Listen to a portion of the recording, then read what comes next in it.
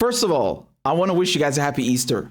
Okay, if you celebrate, I wish you a happy Easter. In Syria, you have Easter parades, right? So if in Damascus, for example, this will start out in the old city, right, in Bab Tuma. So Bab Tuma is basically the door of Thomas. It's referring to it's a Christian area, right? That's where it comes from, St. Thomas. So you'll have the scouts that lead this.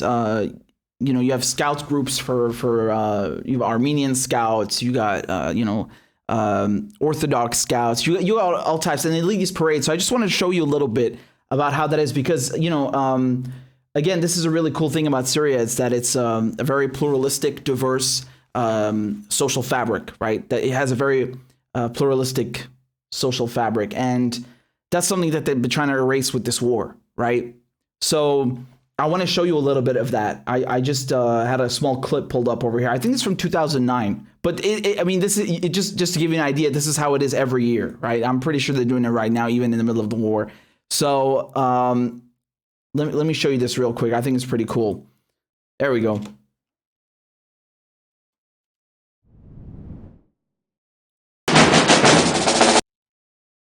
Okay, there we go. Here, I have several clips. They got these huge parades, man. Loud as.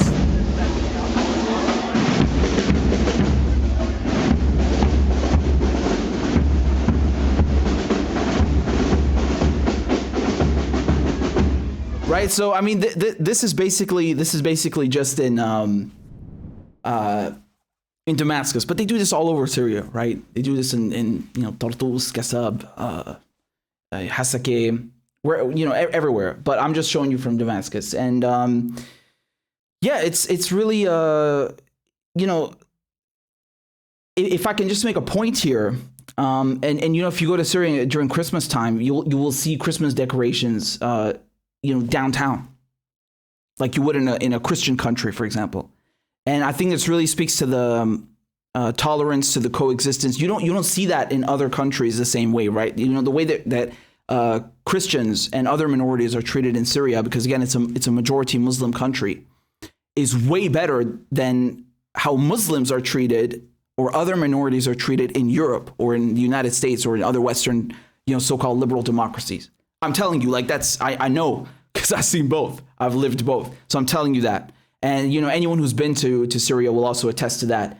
And that's not to say, you don't have, issues. Yeah, I mean, of course, no country's perfect. But in generally speaking, that's definitely true, right? There's a real harmony in the social fabric in Syria. And, that's one of the things that they're trying to destroy. It's not like, we just want to, as if that gives them the right. But they act like, it's just a regime change thing. No, it's not just changing the regime. You would just, they've already chipped away and tried to destroy this,